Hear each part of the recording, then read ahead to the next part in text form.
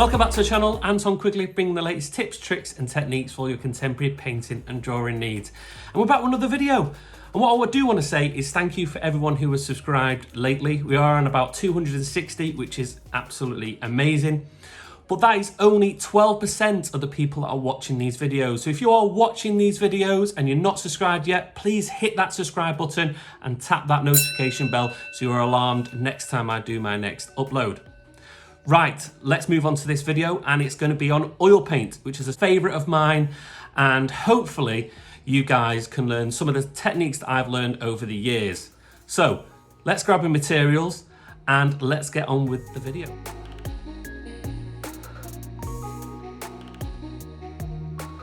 So why oil paint? Well, oil paint is a very, very special material for me, and it's material that I keep on coming back to. So I've used watercolour, acrylic paints, mixed media, pen work, and I've always found myself drawn back to the beautiful, creamy quality of oil paints.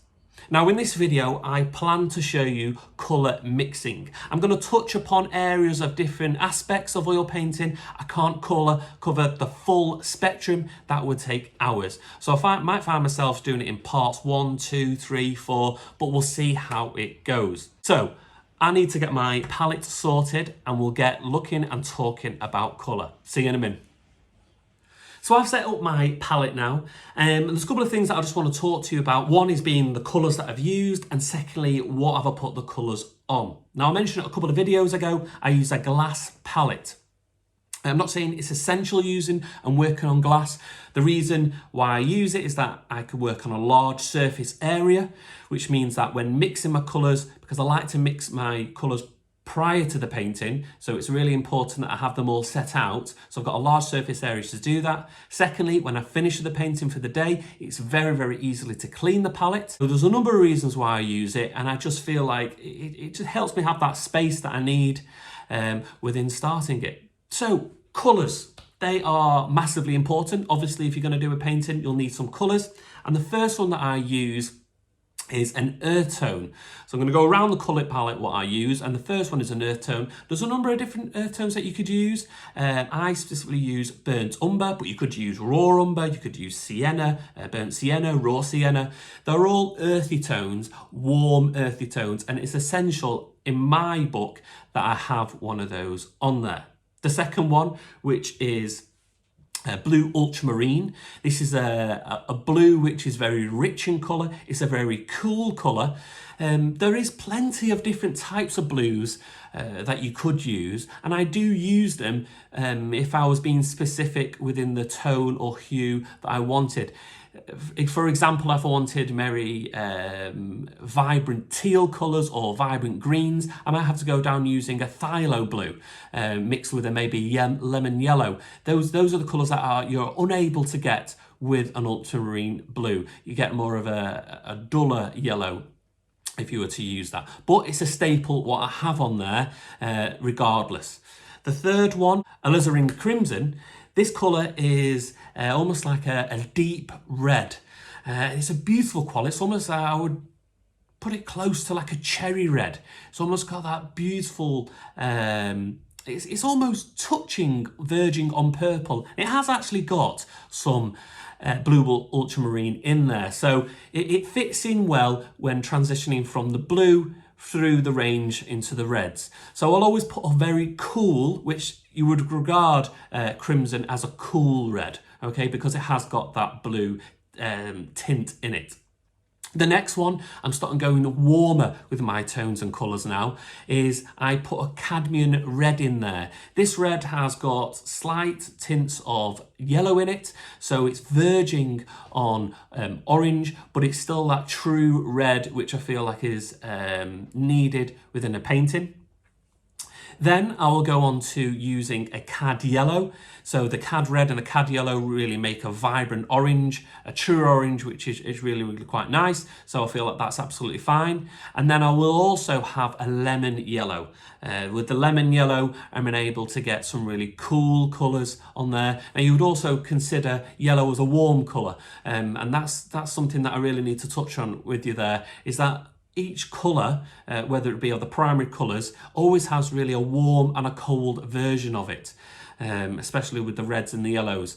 So I tend to have a cool and a warm colour on the colour palette there. Then I finish off with a white. So the white is a titanium white. I've not really explored with other whites, really, to be honest. One thing I have found out with the white, the titanium white, it is very, it's a very white colour. It hasn't got that cream tone in there. And if I do need to take down the power of the white, I can always add some colours in there. So first of all, what I'm going to do now is I'm going to show you how I start any painting. I've not even looked at the colours of the painting, but it's the first initial thing that I would do within using the colours ready to get going. So we're looking at the palette now, and as you can see, I'll just put them in that formation. For this demonstration, I've just put them quite close to it. I actually haven't got much space to colour mix in here, but we'll have a go.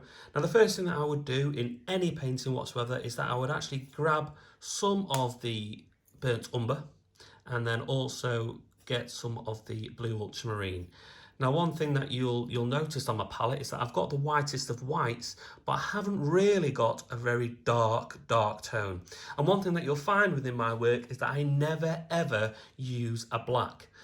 Now, some artists may do. I'm not saying it's wrong to use a black within a painting.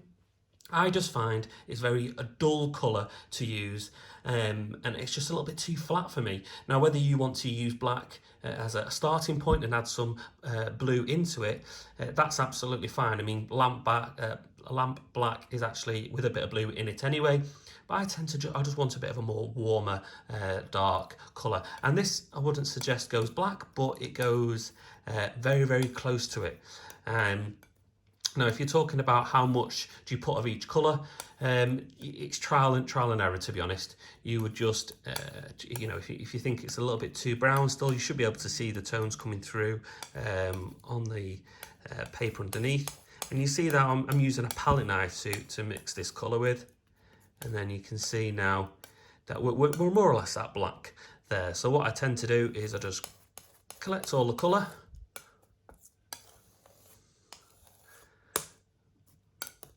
And then just add it to the range like that. And then with this added on extra there, I could just take this away. And then ready to start the next colour.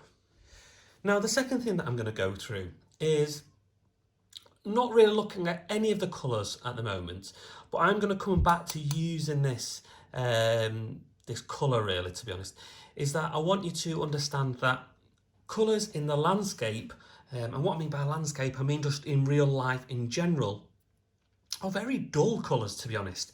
If you see these colours here, these are all almost manufactured, they're in the purest form, and many things that we do a painting of, the colour is affected by something else. I'll use the example of if you were outside and it was, a gloomy day, for example, the clouds up above would affect absolutely every single colour below it. And the same going on a nice sunny day.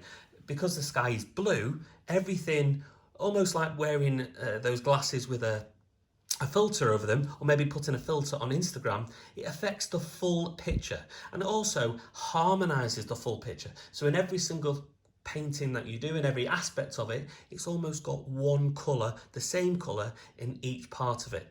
And what I name it is as the mother colour. So with anything that you do, you might have one colour in it in all aspects of your painting. So the first thing I'm just going to go through with you is just using a bit of this here. And we discussed it as a grey. I mixed it from a blue and a brown, and you think to yourself, well, what colour would it be if I added white to it? I might add a little bit more. Probably a bit too much on there, but it's okay. So we've managed to make a grey.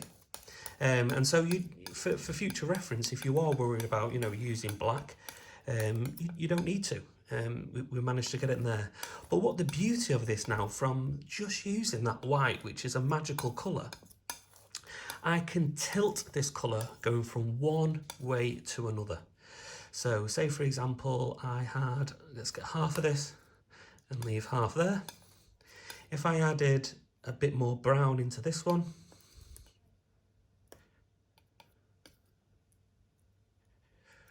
or maybe a little bit more.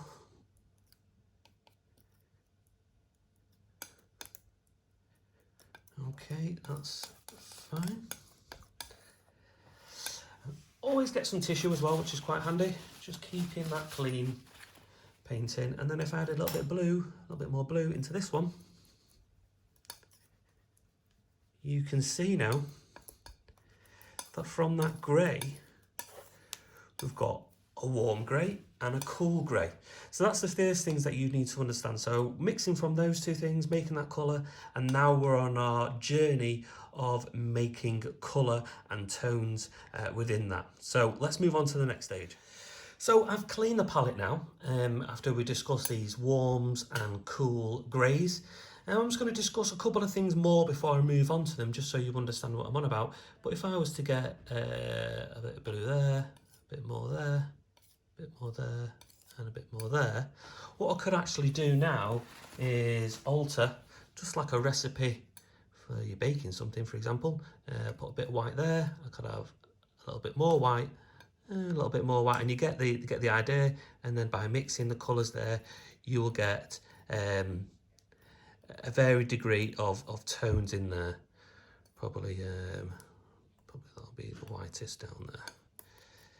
And so that's where we're thinking about going from light to dark using one hue of colour. So say for example we had the blue, we've only got a little bit left in there, and we decide to use a bit of red in there. So let's just go for a bit of red. And automatically now, that's the property of what that colour is now. We've got a red, but it's definitely different. It's been desaturated. It's brought it down a levels on the tone, so it's not as bright. But if I was to say, for example, do a yellow and use that tone, you can see that the yellow is brought down to the same level. And that's one way of colour mixing. So you can use these tones, these greys, to mix in with your colours if you so wish. But there's also other ways of colour mixing.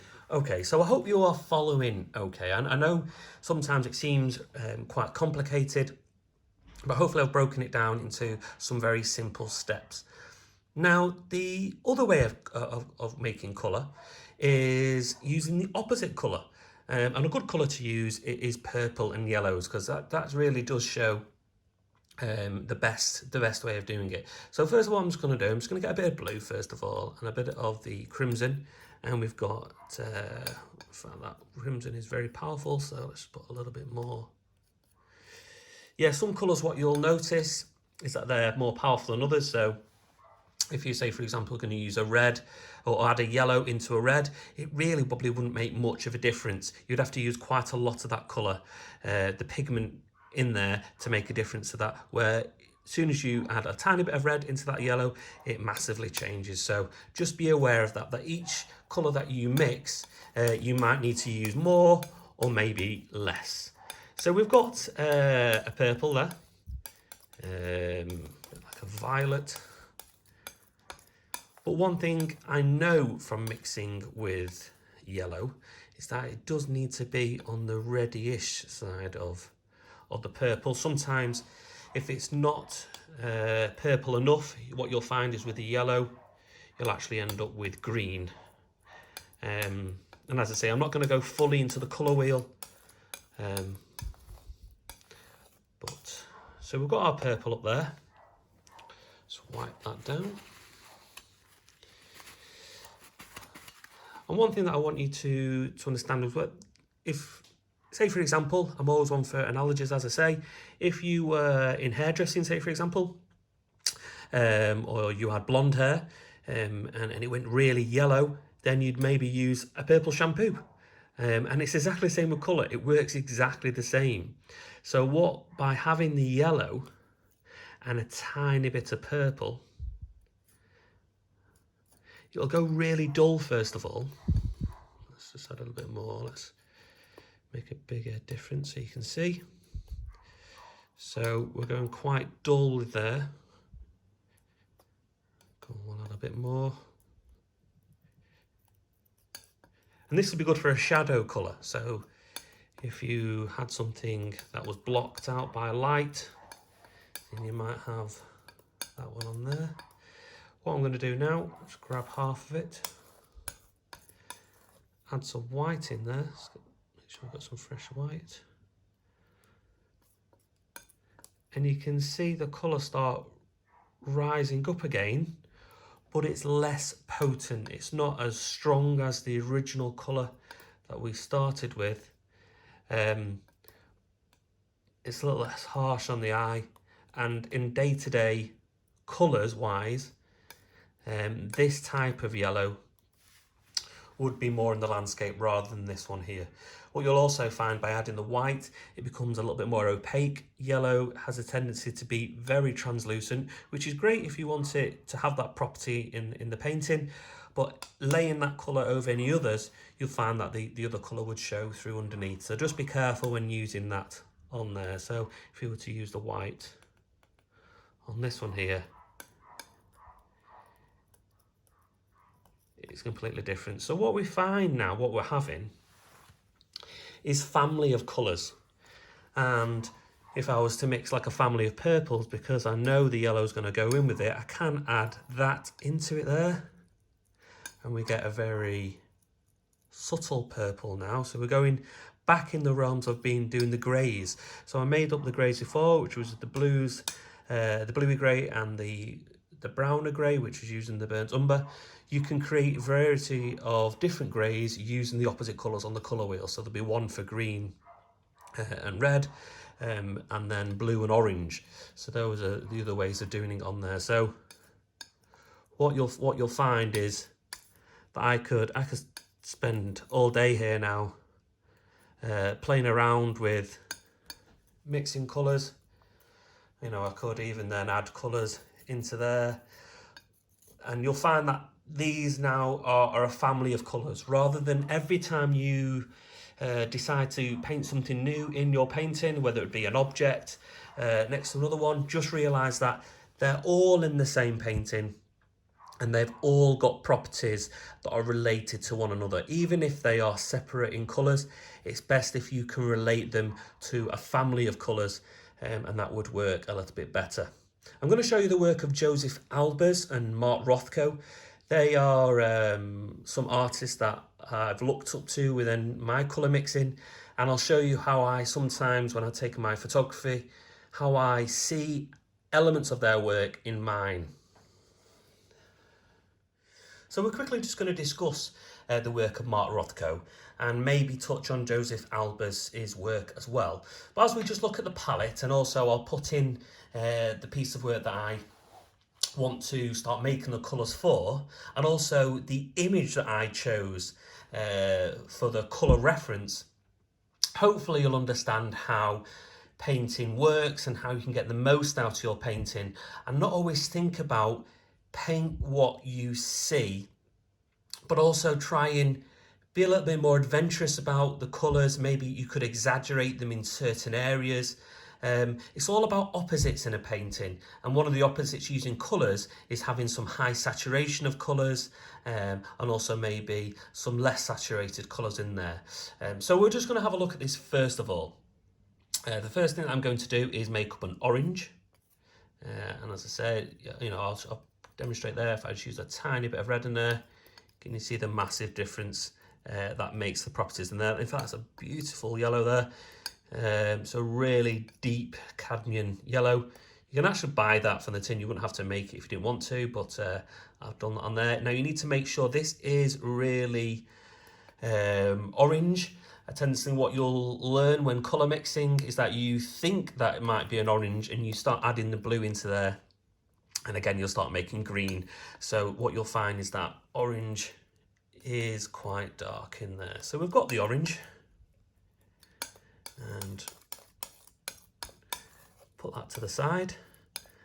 I'm going to keep the orange on this at the moment. So I'm just going to get the blue into there, automatically add the blue into it, and then add some white.